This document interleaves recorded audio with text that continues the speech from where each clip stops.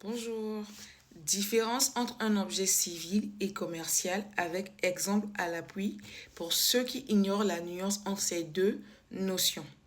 En droit français, la distinction entre un objet civil et un objet commercial est fondamentale, notamment dans la détermination du régime juridique applicable, les juridictions compétentes en cas de litige et les obligations qui lient les deux parties. Alors, en premier lieu, commençons par l'objet civil.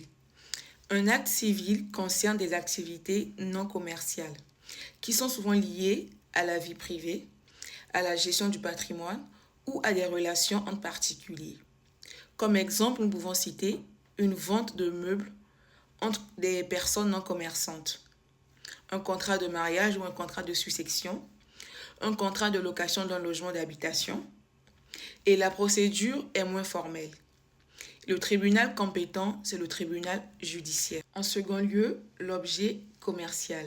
Un acte commercial est lié à une activité lucrative, exercée de manière habituelle par une entreprise ou un commerçant. Par exemple, achat de marchandises pour revente, un contrat de franchise ou de distribution, un bail commercial et enfin une ouverture d'un compte professionnel. Concernant le régime applicable, c'est le code de commerce et la juridiction compétente en cas de litige est le tribunal de commerce. Et enfin, s'agissant de la procédure ou formalité, elle est plus stricte, notamment en cas d'immatriculation, de comptabilité et j'en passe. En définitive, pour mieux distinguer ces deux objets, il faut savoir que si l'acte est fait dans un but personnel ou familial, il est civil.